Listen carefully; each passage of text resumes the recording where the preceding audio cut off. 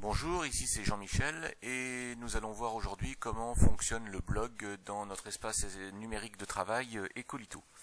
Alors le blog, ce sont des pages internet sur lesquelles les parents d'élèves par exemple peuvent visualiser du contenu qui correspond à chaque classe. Par exemple ici sur le blog de cette école, nous pouvons voir ici en petite section, moyenne section, le cahier de vie de la classe. Pour créer un article de blog, il est nécessaire que je m'identifie en haut à droite d'Ecolito. Donc mon identifiant et le mot de passe, je le connais et j'accède ainsi à mon espace. Je vais cliquer maintenant ici sur l'outil blog. Et une fois que je suis sur l'outil blog, j'ai accès à l'ensemble des articles qui ont été publiés. Vous voyez qu'en haut de l'outil blog, il y a un certain nombre de boutons que je vais vous présenter très rapidement. Les rubriques, ce sont les chapitres de notre blog. À l'intérieur des rubriques vont prendre place les articles.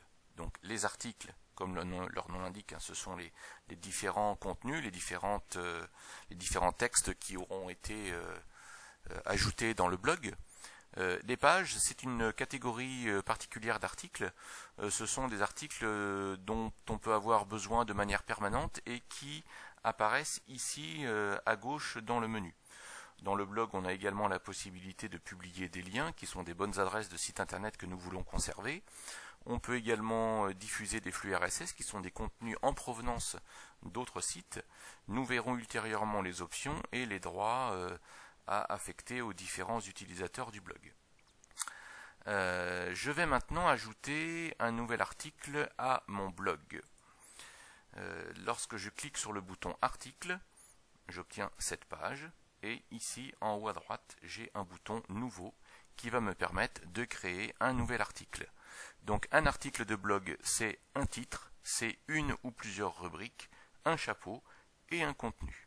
Donc nous allons créer maintenant un article de blog tout à fait simple destiné à relater un événement passé de la classe. Donc nous avons créé il y a quelques jours une crèche vivante à l'école, donc nous allons raconter cet événement. Je mets d'abord le titre.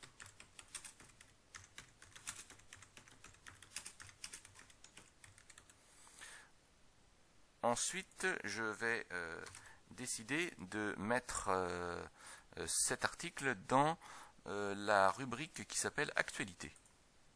Ensuite, je vais compléter le chapeau qui est en fait une petite introduction à mon article.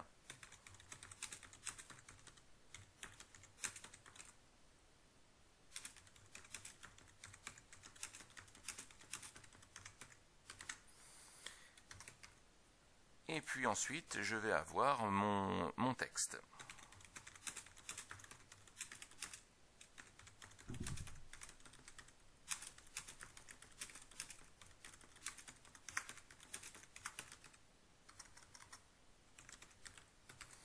Alors évidemment, vous avez la possibilité de faire des articles un petit peu plus développés.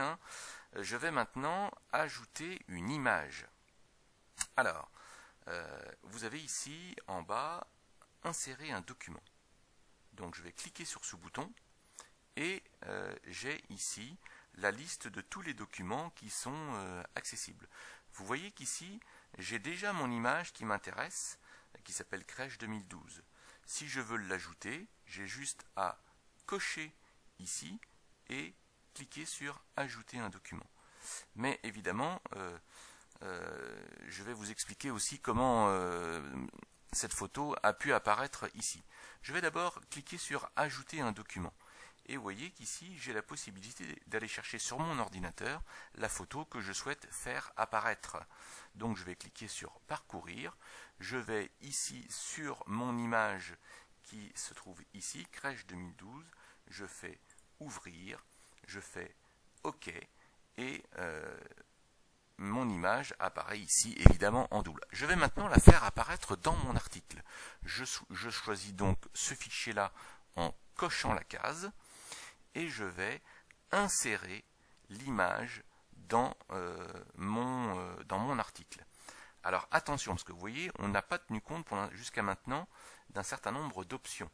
Nous avons différentes options pour notre image. Nous avons la possibilité de la faire apparaître dans le coin à gauche de notre article. On a la possibilité de la faire apparaître centrée à droite. Et nous avons aussi un certain nombre d'options de taille. Voilà, je vais par exemple ici choisir de faire apparaître mon image de façon centrée avec une taille moyenne. Une fois que j'ai choisi ces options, je fais insérer et donc mon image va apparaître dans mon article. Ensuite, nous avons la date et l'heure qui n'est pas forcément utile. Vous voyez ici, nous avons une case à cocher en ligne. Donc si cette case est cochée, notre article va être immédiatement visible. Si vous décochez cette case, votre article peut rester en préparation sans être accessible immédiatement sur Internet. Moi ici, je vais cocher la case et je vais valider pour que mon article apparaisse tout de suite sur Internet. Je vais maintenant quitter le blog et je vais aller voir cet article. Je peux d'abord le voir dans mon espace connecté. Donc vous voyez, il apparaît ici tout à fait en haut. La particularité d'un blog, c'est que les derniers textes apparaissent toujours dans le haut du blog.